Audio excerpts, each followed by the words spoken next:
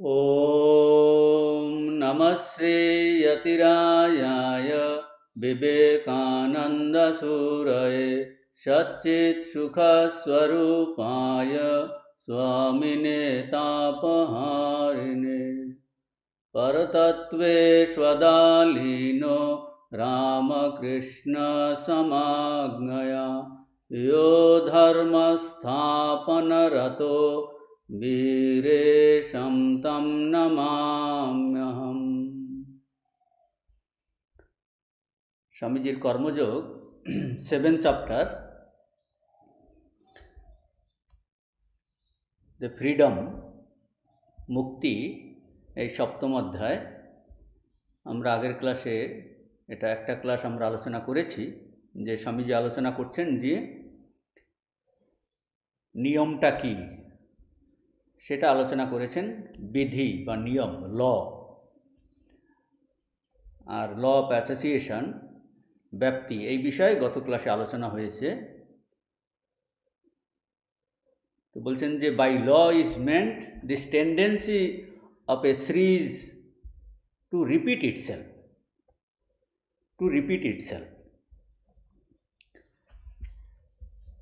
আমাদের এই বাংলা বইয়ের 74 পৃষ্ঠা, ইংরেজি বইয়ে এই যে 98।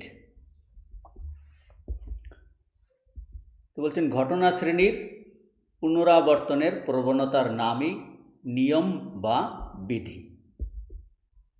By law is meant this tendency of a series to repeat itself. আর এটাকে যদি ঠিকভাবে বলা যায়, বলছেন এই যে টেন্ডেন্সি, it is in our mind, আমাদের মনের মধ্যে।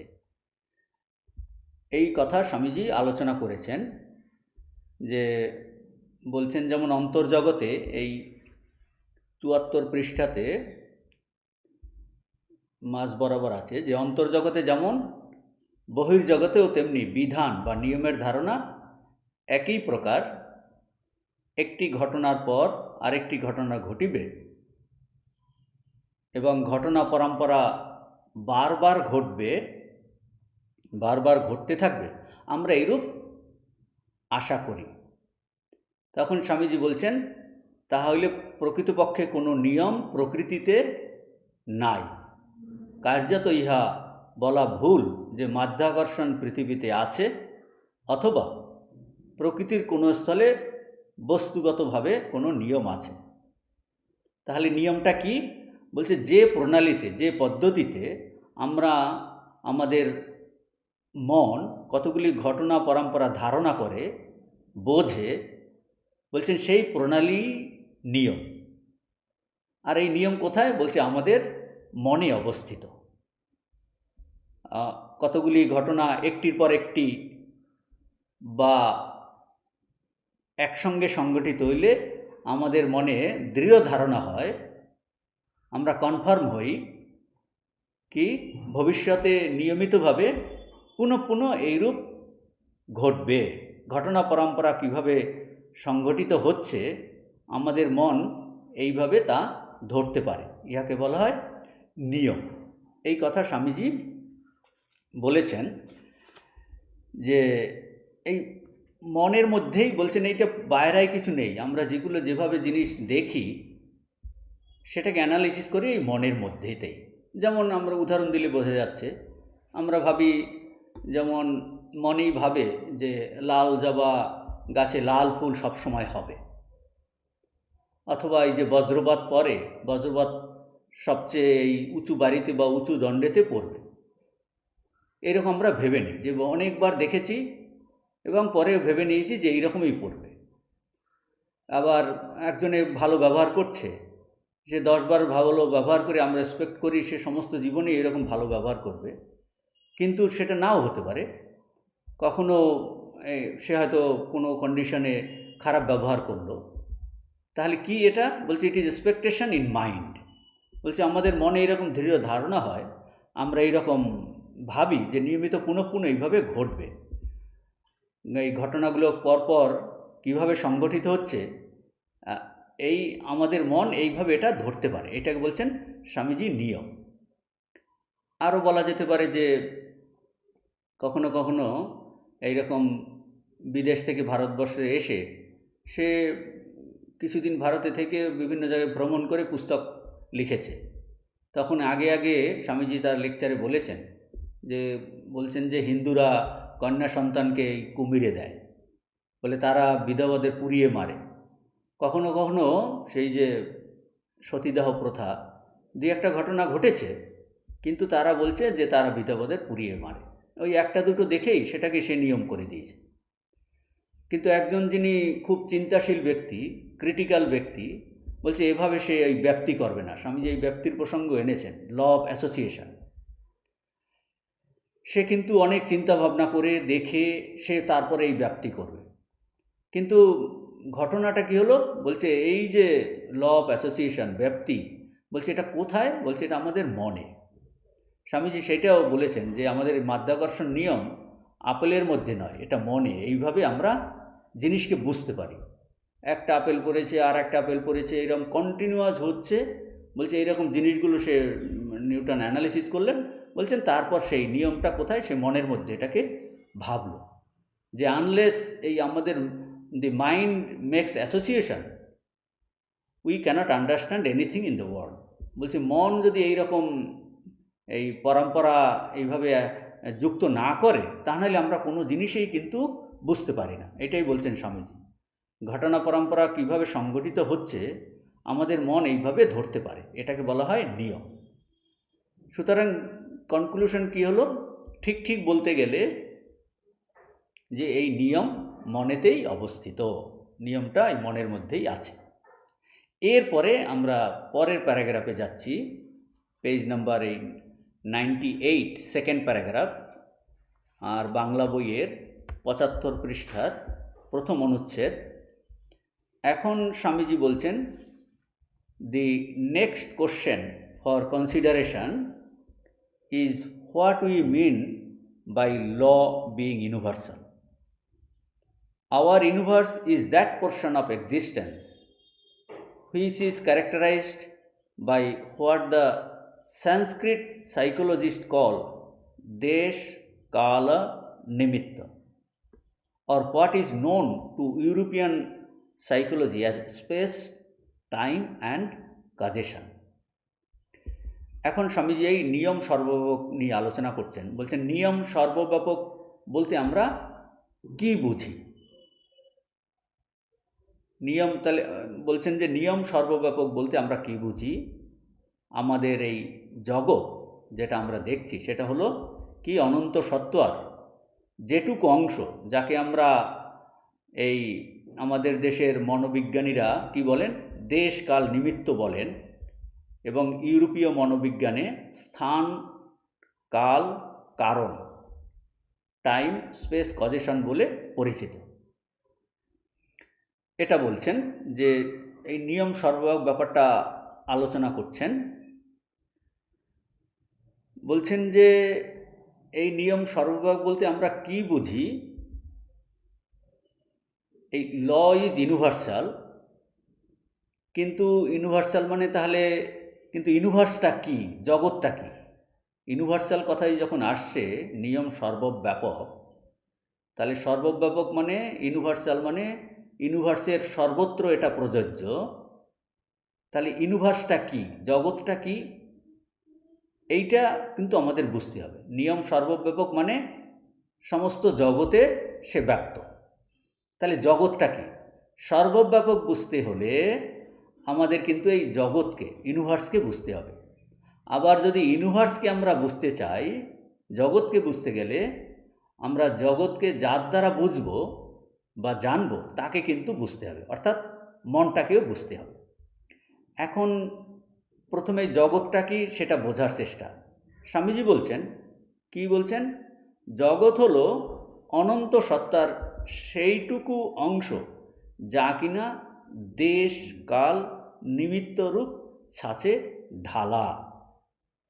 বলছেন this universe, page number 99, this universe is only a part of infinite existence thrown into a peculiar mold composed of space, time and causation. It necessarily follows that law is possible only within this conditioned universe. Beyond it, there cannot be any law. তাহলে কি বলছেন, এই জগৎ হলো অনন্ত সত্তার সেইটুকু অংশ যা কিনা দেশ কাল নিমিত্ত রূপ ছাঁচে ঢালা। বলছেন এই হলো বেদান্ত ঋষিদের যে অনুভব। বলছেন যে এক অখণ্ড সচ্চিদানন্দ এক বস্তু আছে, অনন্ত সত্তা, যার মধ্যে কোনো বিষয় ভাব নাই, একম এবং অদ্বিতীয়ম তত্ত্ব। তাহলে জগৎটা কি? বলছেন জগৎ হলো সেই অনন্ত সত্তার সেইটুকু অংশ যা কিনা এই দেশ কাল নিমিত্তরূপ ছাঁচে ঢালা। তাহলে আমরা তার নিয়ম কোথায়? নিয়ম এর মধ্যে। তাহলে নিয়ম সর্বব্যাপক মানে হলো যা কিছু নিয়ম কেবল এই যে এই দেশকাল নিমিত্ত রূপ অর্থাৎ কার্যকারণ নিয়ন্ত্রিত জগতের মধ্যেই সম্ভব, সেখানেই কিন্তু খাটবে, অন্য জায়গায় খাটবে না। তাহলে জগৎ হলো অনন্ত সত্তার যে অংশটুকু এই দেশকাল নিমিত্ত রূপ ছাঁচে ঢালা, সেই জগৎ বলতে সেইটাকেই আমরা ইউনিভার্স বলছি। তাহলে ল ইজ ইউনিভার্সাল, মানে ওই যে জগৎ যেটা দেশকাল নিমিত্তের ছাঁচে ঢালা, তার মধ্যেই কিন্তু এই নিয়ম, সেখানেই এইটা খাটবে। এর দ্বারা আরও কি বোঝাচ্ছেন? স্বামীজি বলছেন যে ওই দেশকাল নিয়ন্ত্রিত জগতের বাইরে কোনো নিয়ম থাকতে পারে না, নিয়ম থাকতে পারে না, এটা বলছেন।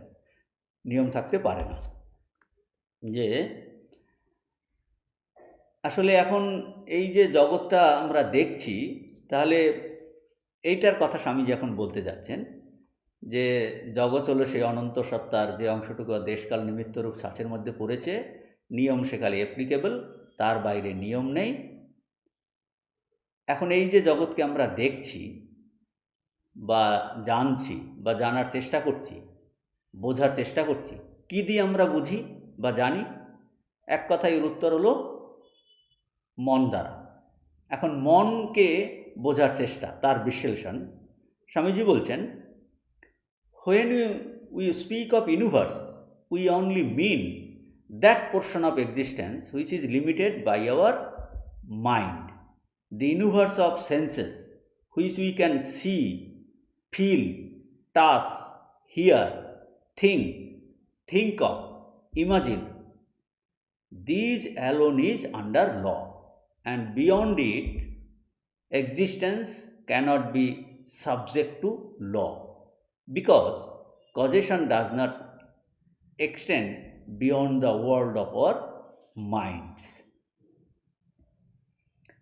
বলছেন আমরা যখন এই জগতের কথা বলি, তখন আমরা বুঝি যে অস্তিত্বের সেই অনন্ত সত্তা যে অংশটুকু আমাদের মনের দ্বারা সীমাবদ্ধ।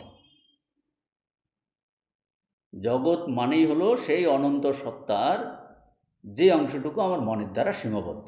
মানে এই ইন্দ্রিয়গোচর এই যে জগৎ আমরা দেখি, আমরা শুনি, আমরা স্পর্শ করি, চিন্তা করি, অনুভব করি, কল্পনা করি, অর্থাৎ কল্পনা মানে সূক্ষ্ম জগৎ, এই সমস্তই কিন্তু ওই নিয়মাধীন।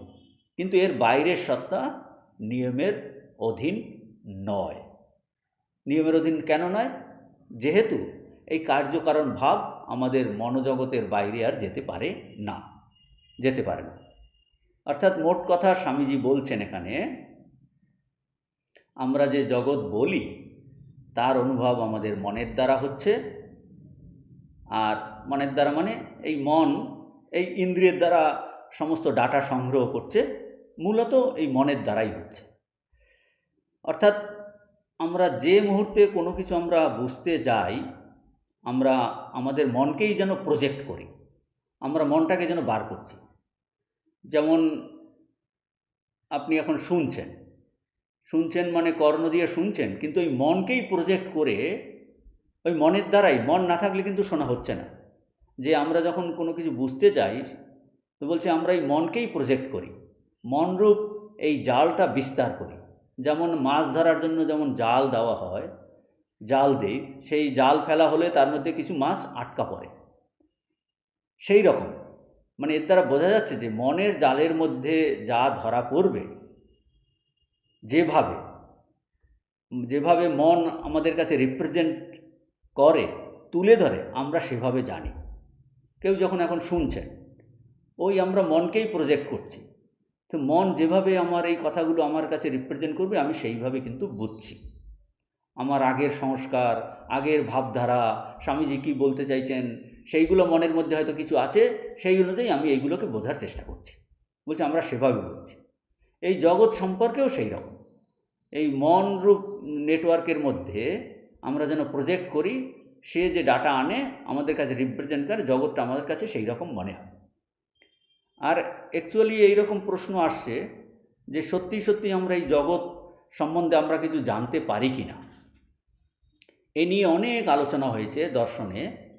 এই দার্শনিক কান্ট বলছেন যে একখানা ধূলিকে পর্যন্ত, ধূলিবিন্দুকে আমরা পর্যন্ত ঠিক ঠিক করে বুঝতে পারি না, জানতে পারি না।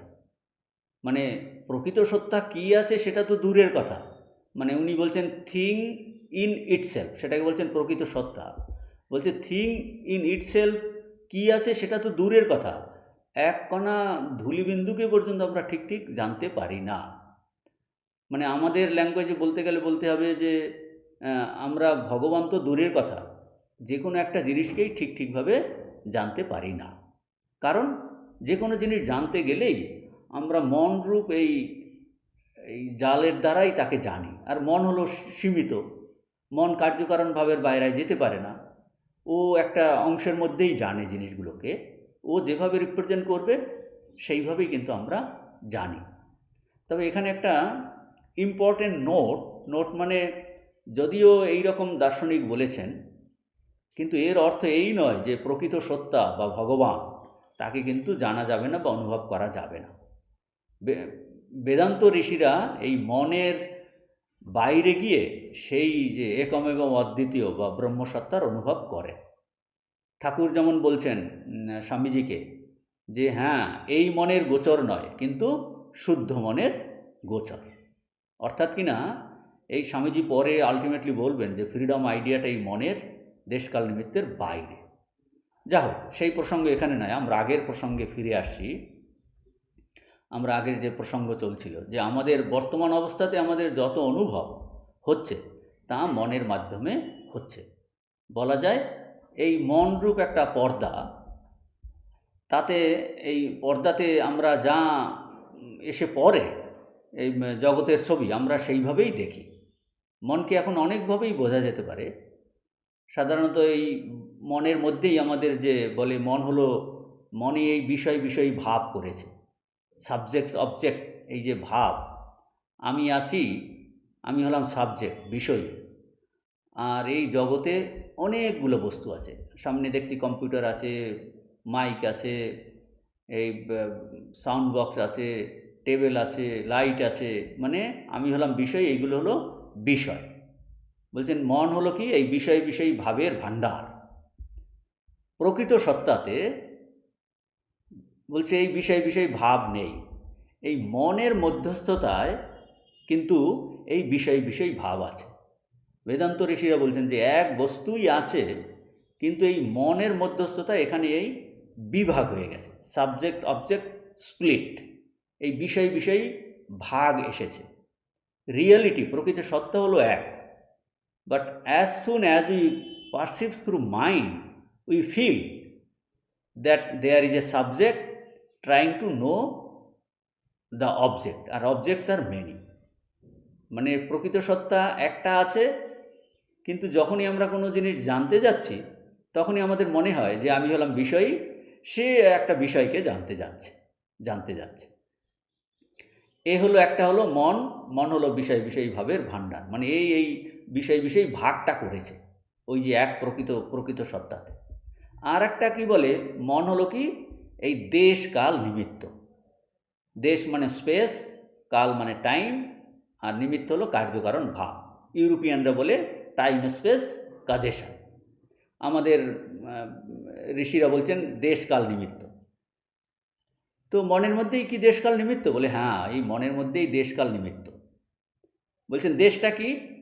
বলছেন দেশ বা স্পেস, স্পেস বা এই দেশকে বাদ দিয়ে আমরা কোনো বস্তুকেই আমরা কিন্তু দেখতে পাই না। এই আমি কম্পিউটার দেখছি, বলছে এটা একটা স্পেসের মধ্যে আছে। বলছে এই স্পেসকে এভাবে বলা যেতে পারে, দেশ হলো বা স্পেস হলো দুটো বস্তুর মধ্যে যে ফাঁকা স্থান, গ্যাপ। এই একটা বস্তু আর একটা বস্তুর মধ্যে ফাঁকা স্থানকে আমরা বলি, এটাকে বলছি গ্যাপ। এই the space is the gap বা ডিস্ট্যান্স বিটুইন টু অবজেক্টস। বস্তুকে দেখার বা ভাবার সময় এই ভাব আমাদের মনে আসে। আমি একটা জিনিস দেখছি, আমি আমার থেকে দূরে এই টেবিলটা আছে, বলছে স্পেসটা কি, এই আমি এখানে বসে আছি আর টেবিলটা এই একটু দূরে, এর মধ্যে মাঝখানে যে গ্যাপটা, ফাঁকা স্থানটা হলো এই দেশ। মানে এইরকম একটা ভাব আমার মনে আসে।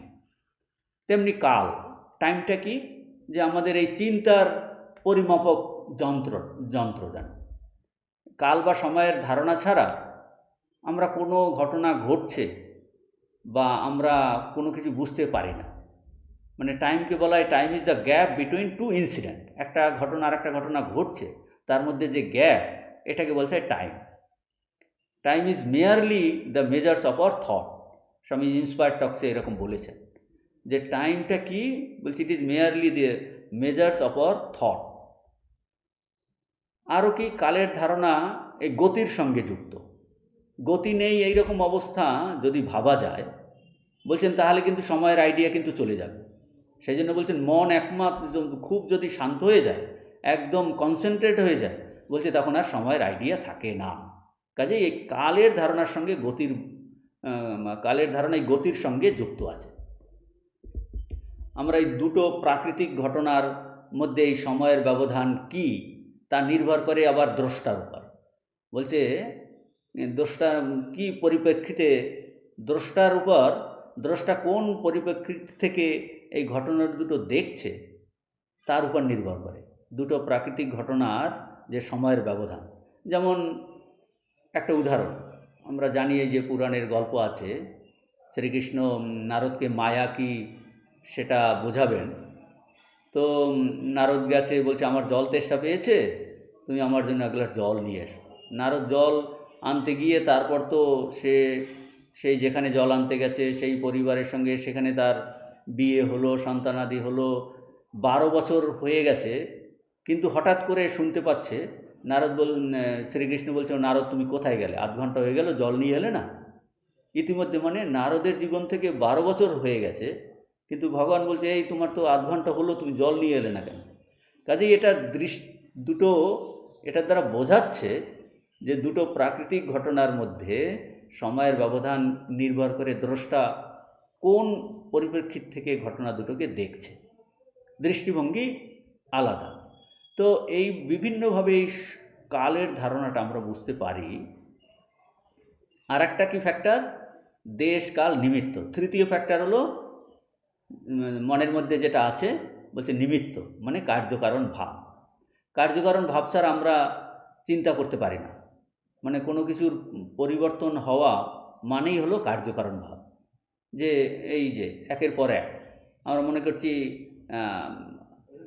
আগের দিন যে ক্লাস হয়েছে, এর পরের দিন এর পর থেকেই হবে, এই কার্যকারণ। আগেরটা ছিল কারণ, এখন কার্য, যে এরপর এখান থেকে শুরু হবে। কার্যকারণ ভাব, একটা কারণ আছে, তার কার্য।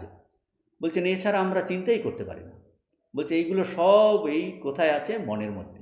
এই যে দেশ কাল নিমিত্তের ভাব ছাড়া আমরা কিছু দেখতে, বুঝতে বা চিন্তা করতে বা কল্পনা করতে পারি না। আর এরা যে স্বরূপে কী, তাও আমরা খুঁজে পাই না। অথচ এই দেশ কাল এই নিমিত্তের ভাব দ্বারাই এই জগৎ সত্য বলে আমাদের মনে হচ্ছে, প্রতীতি হচ্ছে।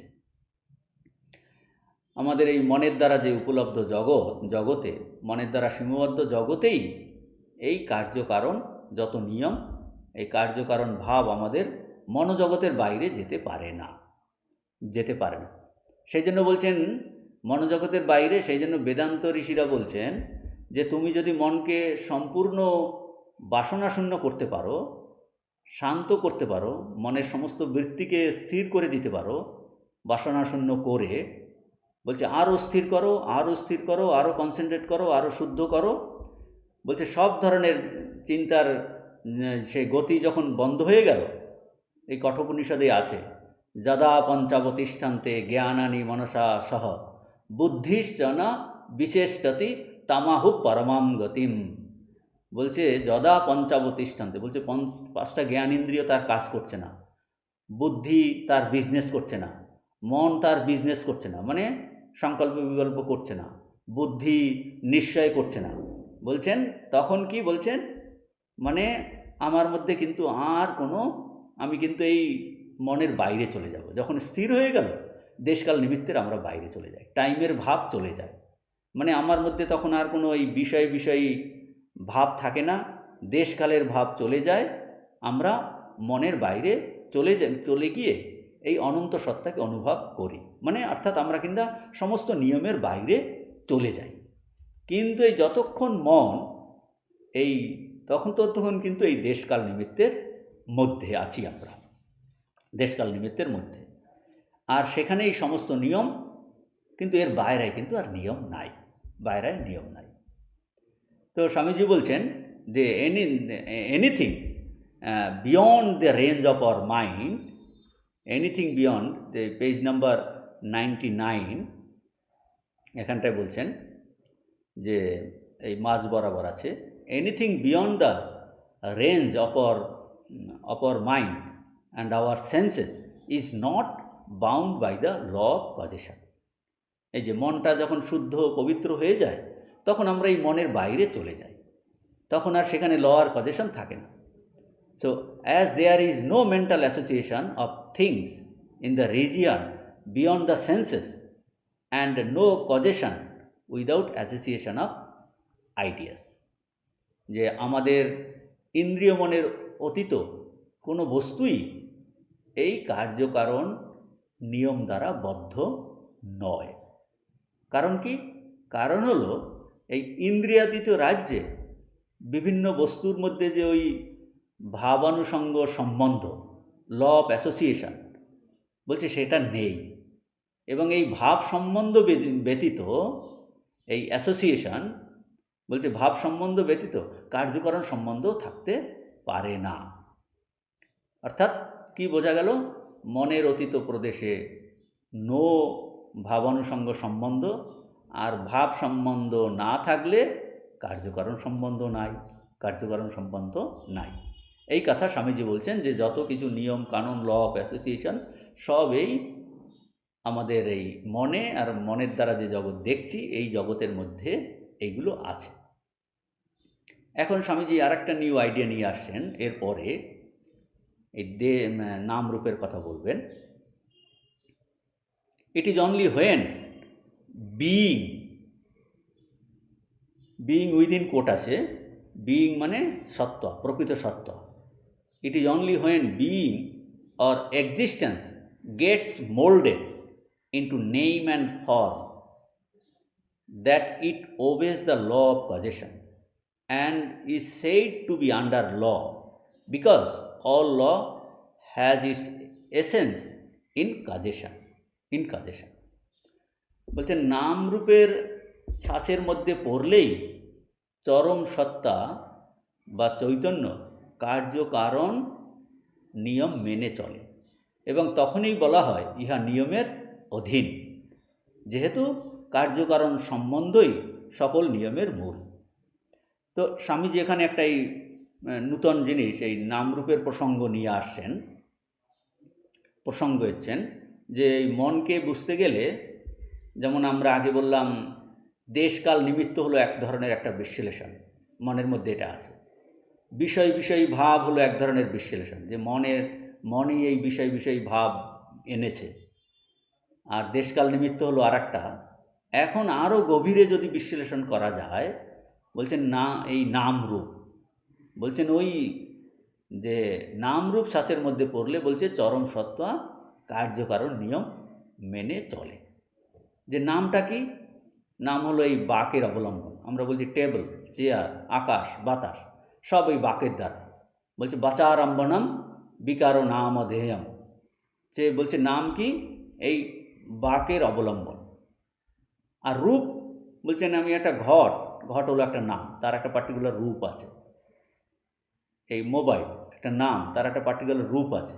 বলছে এটা বাকের অবলম্বন, আর তার একটা কিন্তু এই রূপ প্রতি মুহূর্তেই কিন্তু পরিবর্তিত হচ্ছে, প্রতি মুহূর্তেই পরিবর্তিত, যে অথচ ওই নাম দিয়ে যেন আমরা রূপকে বেঁধে রেখেছি। আমি এখানে একটা আলু রাখলাম, আমি বলছি আলু, কিন্তু ধীরে ধীরে সেটা পচতে শুরু করলো কয়েকদিন পরে, অথচ আমি সেই আলুটা পচে গেল, তাও বলছি আলু। মানে নাম দিয়ে যেন আমি বেঁধে রেখেছি, যে বলছে এই জগৎটা প্রতি মুহূর্তেই পরিবর্তন হচ্ছে, দেহ পরিবর্তন হচ্ছে, তাও বলছি আমি সেই নাম দিয়ে যেন বেঁধে রেখেছি, আমি অমুক। তার দেহের কত পরিবর্তন হয়ে যাচ্ছে, যে ছোট দেহ থেকে ওজন বাড়ছে, উচ্চতা বাড়ছে, কিন্তু আমি বলি আমি সেই, এই একটা নাম দিয়ে যেন বেঁধে রেখেছি। বলছে এই নাম দিয়ে বেঁধে রেখেছি, এই বেঁধে রাখার জন্য এই পদার্থের যেন প্রতীতি হচ্ছে। আরও উদাহরণ দেয়, যেমন সমুদ্র আর তরঙ্গ, এই উদাহরণ দিয়ে আরও ভালো বুঝতে পারি যে তরঙ্গ সমুদ্র ছাড়া কিছু নয়, কিন্তু তরঙ্গ নাম ও তার রূপ যেন সমুদ্র থেকে আলাদা করেছে। কিন্তু এই একদিক দিয়ে তরঙ্গ তো সমুদ্র থেকে আলাদা নয়। তরঙ্গ দেখলেই তার কারণকে ভাবি, যে এই যে মানে তার নিশ্চয়ই এই তরঙ্গ উঠেছে, সেখানে হাওয়া আছে, সেই জন্য এই তরঙ্গ উঠেছে। অথচ এই তরঙ্গটা কিন্তু এটা সমুদ্র থেকে আলাদা নয়, অথচ তার একটা নামও আছে তরঙ্গ, আবার তার একটা রূপও আছে। আর এই তরঙ্গ দেখলেই আমরা তার কারণও মনে করি। সেই রকম বলছেন যে এই সত্তা নামরূপ ছাঁচের মধ্যে পড়লে এই কার্যকারণ নিয়ম মেনে চলে, অর্থাৎ নিয়মের অধীন হয়। তরঙ্গটা যেমন একটা নিয়মের অধীন হয়, হাওয়া বেশি হলে বেশি তরঙ্গ, ওই একই জিনিস যখন বলছে এই নামরূপের মধ্যে এলো, তখন কিন্তু এই নামরূপ ছাঁচের মধ্যে কার্যকারণ নিয়ম মেনে চলছে। একই সমুদ্রের তরঙ্গ, সেটা তখন এই হাওয়া বেশি হলে আরও বড় ঢেউ, এইরকম বলছে এই নিয়ম মেনে চলে। এই আর এক ধরনের অ্যানালিসিস করছেন স্বামীজি। এরপরে স্বামীজি বলছেন যে এই ফ্রি উইল নিয়ে আলোচনা করবেন Swamiji. Therefore, we see at once that there cannot be any such thing as free will. The very words are a contradiction, because will is what we know, and everything that we know is within our universe, and everything within our universe is molded by the conditions of space, time and causation. Everything that we know or can possibly know must be subject to causation, and that which obeys the law of causation cannot be free. It is acted upon by other agents and becomes a cause in its turn. কি বলছেন এখানটায়? এখন স্বামীজি বলছেন আমরা এখন সহজেই বুঝতে পারবো। কি বুঝতে পারবো? স্বাধীন ইচ্ছা বলে কিছু থাকতে পারে না। বলছে স্বাধীন ইচ্ছা, এটা কিন্তু এই শব্দগুলি পরস্পর বিরুদ্ধ। স্বাধীনও হবে আর ইচ্ছাও হবে, এটা হতে পারে না। বলছে যে স্বাধীন তার কোনো ইচ্ছা নাই। বলছে স্বাধীনও হবে আর ইচ্ছা, বলে পরস্পর বিরুদ্ধটা। কারণ কি বলছেন খুব সুন্দর করে স্বামীজি বলছেন, ইচ্ছা জ্ঞানের অন্তর্গত। মানে ইচ্ছা এই উইল বলছে এটা জ্ঞানের অন্তর্গত। মানে এই জ্ঞানের অন্তর্গত মানে ইচ্ছাটাকে আমরা জানি, মনের দ্বারা জানি, মনের ব্যাপার। আর কি বলছেন? যা কিছু আমরা জানি সে সবই আমাদের জগতের অন্তর্গত। প্রথমে স্বামীজি বলছেন যে therefore we see at once that there cannot be any such thing as free will. The very words are a contradiction. বলছে পরস্পর বিরুদ্ধ। Because will is what we know. বলে ইচ্ছাটাকে আমরা জানি, মনের দ্বারা জানি, তো মানে এটা মনের দ্বারা জ্ঞাত হচ্ছে। অ্যান্ড যা আমরা জানি সেটা কি আমাদের এই জগতের অন্তর্গত। এবং যা কিছু আমরা এই জানি সে সবই আমাদের জগতের অন্তর্গত। আর আমাদের জগতের অন্তর্গত সব কিছুই আবার দেশকাল নিমিত্তের সাথে ঢালা। সুতরাং এই মনের দ্বারা যা কিছু আমরা জানি বা যা কিছু জানা আমাদের পক্ষে সম্ভব, সবই কার্যকারণের অধীন। আর যা কার্যকারণ নিয়মের অধীন তা কখনো স্বাধীন হতে পারে না। পরপর স্বামীজি যুক্তি দিয়ে বোঝাচ্ছেন যে কি বলছেন, therefore we see at once that there cannot be any such free will. আমরা যে এই স্বাধীন ইচ্ছার কথা বলছি, বলছে এই উইল সেটা তো এই পরে এসেছে, উইল হয়েছে। বলছে ফ্রি, যে ফ্রি তার মধ্যে কোনো উইল নাই। এখন আমরা উইলটাকে আমরা কিন্তু জানছি। বলছেন দ্যাট উই নো। বলছে এই উইলটা হলো মনের ব্যাপার, কাজেই মনের দ্বারা কিন্তু জানছি। আর যা কিছু মনের দ্বারা জানছি তা হলো জগতের অন্তর্গত, আমাদের জগতের অন্তর্গত। আর যা কিছু জগতের অন্তর্গত তা কিন্তু ওই দেশকাল নিমিত্তের ছাঁচে ঢালা। আর যা কিছু দেশকাল নিমিত্তের ছাঁচে ঢালা তা হলো কার্যকারণের অধীন। আর যা কিছু কার্যকারণ নিয়মের অধীন তা তো কখনো স্বাধীন হতে পারে না। স্বামীজি প্রমাণ করছেন তা তো কোনো স্বাধীন হতে পারে না। কাজেই free will is a misnomer. বলছে ফ্রি উইল বলে কোনো কথা নেই। ঠাকুর বলছেন, ভগবান শ্রী রামকৃষ্ণ বলছে স্বাধীন ইচ্ছা কোথায় রে, সবই তার ইচ্ছাতে হচ্ছে। উনি ওইভাবে বলছেন যে এটা একটা কন্ট্রাডিক্টরি টার্ম। মানে আমরা আরও সহজ করে বোঝার চেষ্টা করছি যে বর্তমানে আমরা যা কিছু জানছি এই মনের দ্বারা জানি। তাছাড়া হয়তো আরও যেগুলো এখন আমরা জানতে পারিনি, ভবিষ্যতে হয়তো জানব, তাও কিন্তু ওই মনের দ্বারাই জানবো ভবিষ্যতে। আর তাও সবও কী হবে, ওই কার্যকারণ নিয়মের মধ্যে পড়বে, সবই কার্যকারণ নিয়মের মধ্যে পড়বে। তা কখনো স্বাধীন হতে পারে না। মানেটা কি? মানেটা হলো স্বভাবতই by nature our knowledge is limitation. যা কিছু আমরা জানছি এটা হলো সীমাবদ্ধ ভাব, কারণ সেটা মনের মাধ্যমে জানছি। এখানে একটা ইম্পর্টেন্ট নোট, একমাত্র যে ওই যে প্রকৃত সত্তার জ্ঞান বা ব্রহ্মজ্ঞান, বলছেন এ হলো এর বাইরে, এই দেশকাল নিমিত্তের বাইরে, মন বুদ্ধির বাইরে, বিষয়ী ভাবের বাইরে, নাম রূপের অতীতের বাইরে।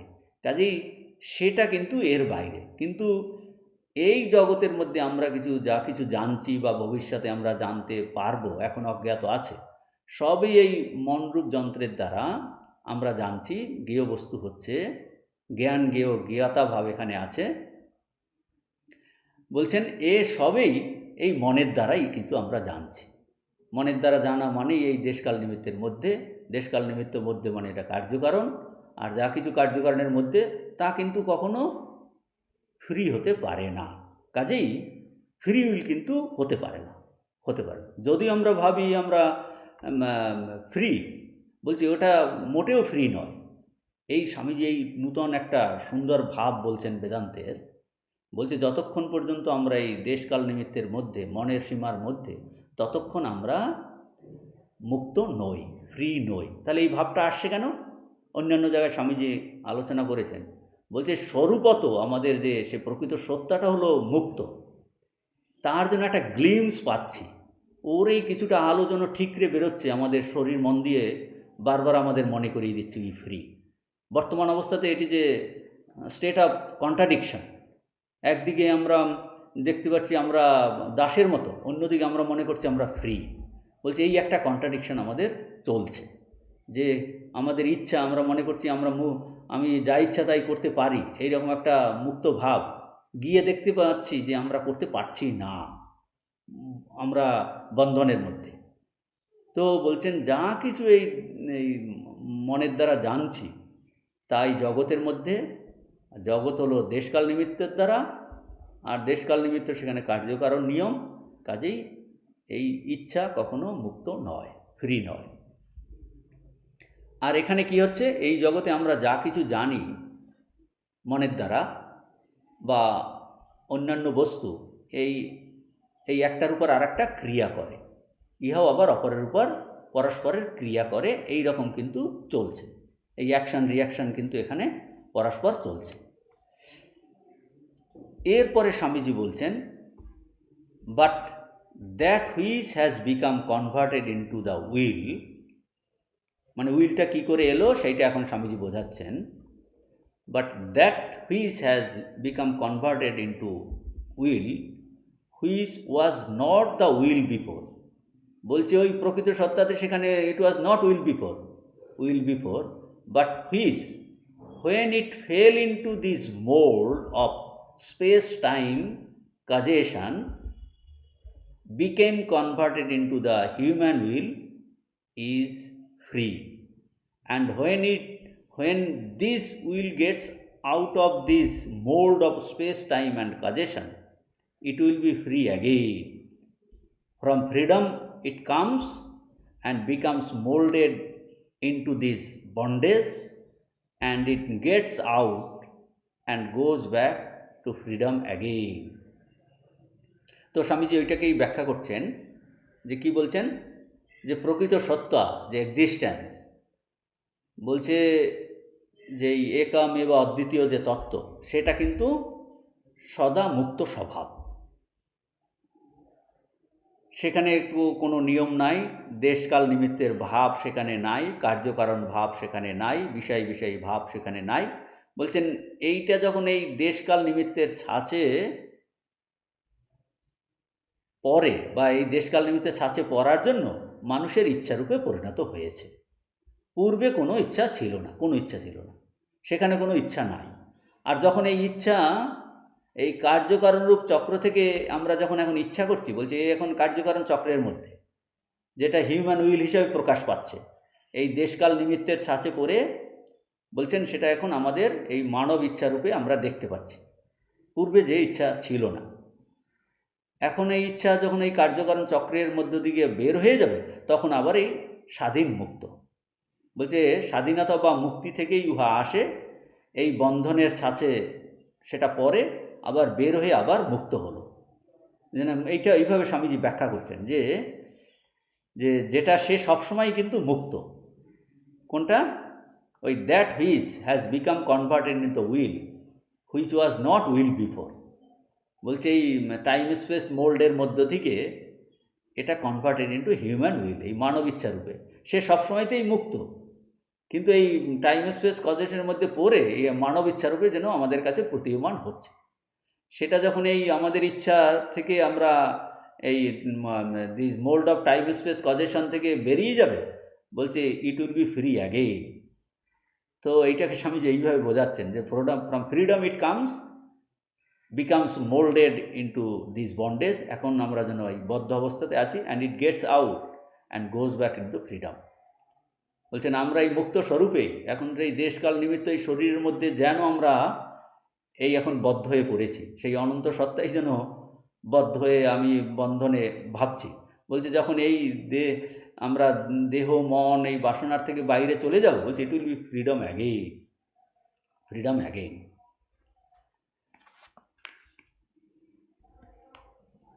এখন বলছেন এরপরে যে এই page number 99, 90, 100 second paragraph. The question has been raised. Bangla বইয়ের 76 পৃষ্ঠা, ইংরেজি বইয়ের পেজ নাম্বার 100 সেকেন্ড প্যারাগ্রাফ। বলছেন প্রশ্ন উঠিয়াছিল, the question has been raised. কি কোশ্চেন রেজ হয়েছিল? The question has been raised as to from hmm this universe comes, in whom it rests, and to whom it goes. And the answer has been given that from freedom it comes, in bondage it rests and goes back into that freedom again. বেদান্তে এই প্রশ্ন জিজ্ঞাসিত হয়েছে কি, কোথা থেকে এই জগৎ কোথা থেকে আসে, কোথায় অবস্থান করে, আর কিসেই বা লীন হয়। তৈত্রীয় উপনিষদে ঋষি তার অনুভব বলছেন যে এই যিনি নিত্য শুদ্ধ, নিত্য বুদ্ধ, নিত্য মুক্ত স্বরূপ যে একমে অদ্বিতীয় ব্রহ্ম, তা থেকেই কিন্তু এর জগতের উৎপত্তি।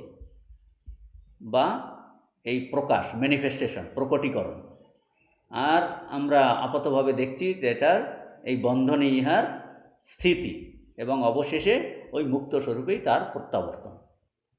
এখন প্রশ্ন উঠতে পারে যে আমাদের সঙ্গে এই অর্থাৎ মানুষের সঙ্গে সেই অনন্ত সত্তার সম্পর্ক কী? এর উত্তর স্বামীজি দিচ্ছেন যে মানুষ হলো সেই, সাধারণভাবে বলা হয়, সেই অনন্ত সত্তার প্রকাশ। তার অর্থ কি? তার প্রকৃত অর্থ সেই সত্তার অতি ক্ষুদ্র অংশটাই মানুষ।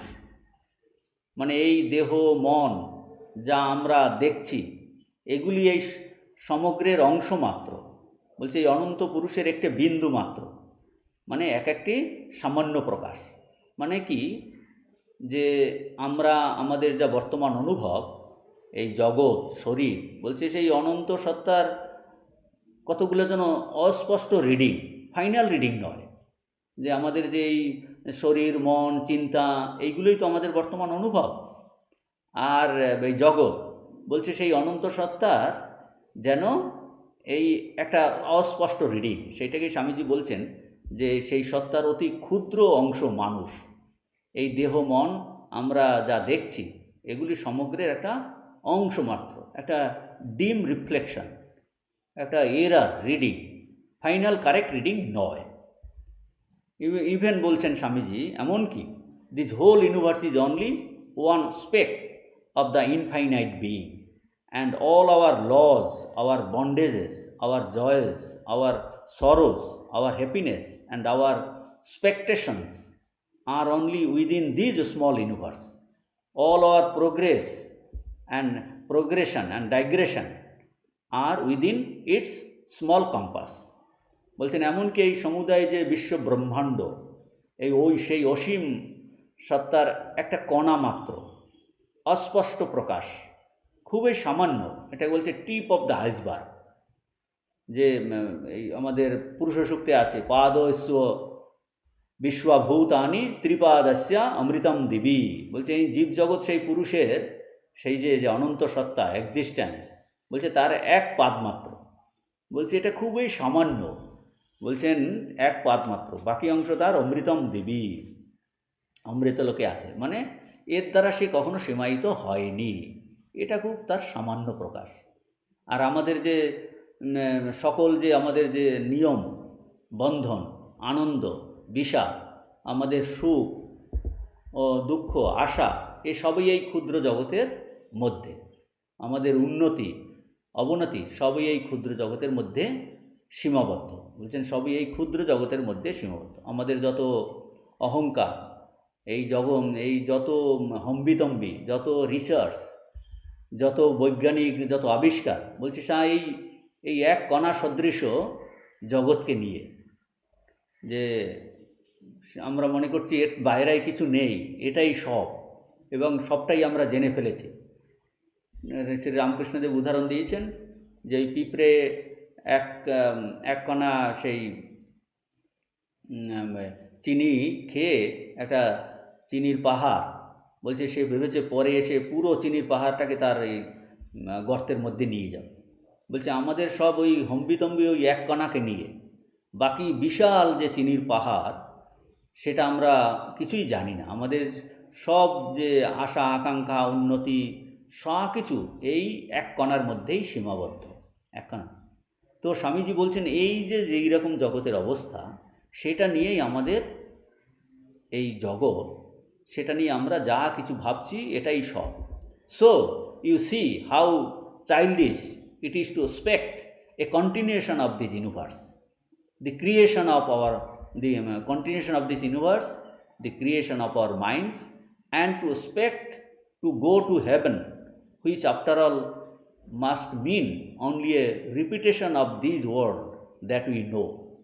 You see at once that it is an impossible and childish to make the whole of infinite existence conform to the limited and conditioned existence which we know. এই পেজ নাম্বার 101 এই পৃষ্ঠাতে স্বামীজি এইটা বলছেন, বাংলা বইয়ে 76 পৃষ্ঠাতেই আছে, যে বলছেন আমরা এই আগের আলোচনা থেকে আমরা সহজেই বুঝতে পারি, কি বুঝতে পারি, যে আমাদের এই মনের সৃষ্টি এই ক্ষুদ্র জগৎ যে চিরকাল থাকবে এরূপ আশা করা, স্বর্গে যাওয়ার আশা করা কি ছেলে মানুষ। হ্যাঁ, আমাদের মনের সৃষ্টি বলতে স্বামীজি বোঝাচ্ছেন, মনের সৃষ্টি মানে এই ক্ষুদ্র জগৎ, মানে এই মন তো দেশকাল নিমিত্ত দিয়ে গঠিত, কাজেই এই মনরূপ চশমা দিয়ে এই জগৎকে আমরা এইভাবে দেখি। সেটা বলছেন যে আমাদের মনের সৃষ্টি এই ক্ষুদ্র জগৎ, যেটা আমরা এই আমাদের যে মনরূপ চশমার দ্বারা যেটা দেখি, সেটা তো না এক অর্থে যেন আমাদের এই সৃষ্টি। সেই জন্য বলছে প্রত্যেকেই নিজের নিজের একটা জগৎ আছে। এই মনরূপ চশমা দিয়ে তো জগৎটাকে দেখি, ও যেভাবে আমাদের মনরূপ পর্দাতে নিয়ে আসে সেইটাই আমাদের কাছে এই জগৎ। সেটাই বলছেন যে এই আমাদের মনের সৃষ্টি এই ক্ষুদ্র জগৎ, যেখানে আমাদের এই সব নিয়ম বন্ধন, আনন্দ বিষাদ, সুখ দুঃখ, আশা আকাঙ্ক্ষা, বলছেন এই যে জগৎ, যেটা আমরা এই মনরূপ চশমা দিয়ে আমরা এই জগৎকে দেখি, বলছে এই জগৎ প্রতি মুহূর্তেই তো পরিবর্তন হচ্ছে, ধ্বংস হচ্ছে। এক সময় ছিল না, প্রতি মুহূর্তেই এই জগৎ এই পরিবর্তিত হচ্ছে, আর এক সময় এটা প্রলয়ও হবে। কিন্তু আমরা যদি ভাবি যে এটা চিরকাল থাকবে, এইরূপ আশা করা কিন্তু অত্যন্ত হাস্যস্কর ব্যাপার, স্বামীজি বলছেন। আবার এই জগতেরই একটা ভাব, যে এই জগতের আর একটা সূক্ষ্ম অবস্থা কি বলছে, স্বর্গ। তাও এই ক্ষুদ্র জগতেরই অংশ, আর সেখানে ওই নিয়মকানুন আছে, সেখানে ওই দেশকাল নিমিত্তের ভাব বন্ধন। আবার সেখানে যাওয়াও এটাও কত ছেলে মানুষ। মানে এখানে যেমন নিয়ম, স্বর্গেতেও নিয়ম, হয়তো একটু আলাদা ধরনের নিয়ম, কিন্তু তাও ওই দেশকাল নিমিত্তের নিয়ম। স্বামীজি বলছেন এই স্বর্গের অর্থটা কি, আমাদের পরিচিত এই জগতের পুনরাবৃত্তি মাত্র। It is repetition of the same thing. সেখানে ইন্দ্রিয় ভোগ হয়তো একটু মাত্রাটা বেশি, কিন্তু সেখানেও কিন্তু এই আমি আমার ভাব, সেখানেও দেবতাদের মধ্যে রেষারেষি। কাজেই এই একই জিনিসের আর একটা সংস্করণ। বলছেন যে সেখানে যাওয়াটাও কত হাস্যস্কর বলছেন। যে স্বামীজি একটা বলছেন যে আমি এই আলোচনা থেকে বুঝতে পারি যে এই অনন্ত সত্তাকে এই আমাদের সীমাবদ্ধ জগতের অনুরূপ করতে চেষ্টা করা কি ছেলে মানুষই ও অসম্ভব ভাষণা। মানে আমরা ভাবি এই অনন্ত সত্তাকে আমরা এই মন দিয়ে বুঝে ফেলব, আমাদের মতো এই সীমাবদ্ধ জগতের অনুরূপ আমরা তাকে ভাবছি। কিন্তু এই রকম যদি ভাবি, তার পরিণাম কি হবে? বলছে পরিণাম হবে তাকে এই ইন্দ্রিয়গ্রাহ্য বস্তুর মতো করে ফেলা, এবং এই স্বর্গের চিন্তা করা, যেখানে গিয়ে ভোগ করা। বলছে এই অনন্তকে এই আমাদের সীমাবদ্ধ জগতের অনুরূপ করতে যাওয়ার ফল কিন্তু এই রকম হবে। এটা এই চিনির পাহাড়কে পিঁপড়ের গর্তে নিয়ে যাওয়ার প্রচেষ্টার মতো, এবং সেটা কতটা ছেলে মানুষই অসম্ভব একটা। তো এই কথা স্বামীজি বলছেন যে, আর বলছেন এই ধরনের যে ক্ষুদ্র চিন্তাধারা, এটা ধর্মের ক্ষেত্রে প্রয়োগ করলে কি দাঁড়ায়, এরপর স্বামীজি সেটা বোঝাচ্ছেন। When a man says that he will have again and again the same thing which he is having now, or when he asks for a comfortable religion, you may know that he has become so degenerate that he cannot think of anything higher than what he is now. He is just his little present surroundings and nothing more. He has forgotten his infinite nature, and his whole idea is confined to these little joys and sorrows and hard jealousies of the moment. He thinks that this finite thing is the infinite, and not only so, he will not let this foolishness go.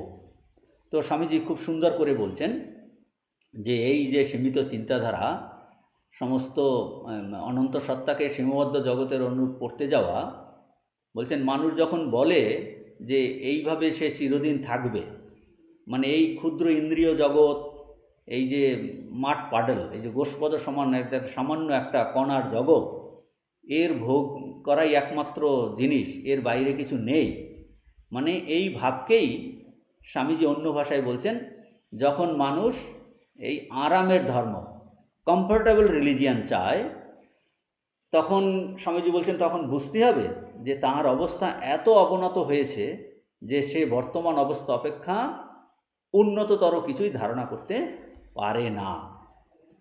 মানে তখন মানুষের কি অবস্থা হয়? স্বামীজি বলছেন, এক তো সে নিজের অনন্ত স্বরূপকে ভুলে গেছে, তার সমগ্র চিন্তা এই সমস্ত এই ক্ষুদ্র জগৎ, সুখ দুঃখ, আশা আকাঙ্ক্ষা, এই সাময়িক ঈর্ষাতে আবদ্ধ। আর একটা কি, সেই শান্ত জগৎকেই সে অনন্ত বলে মনে করে।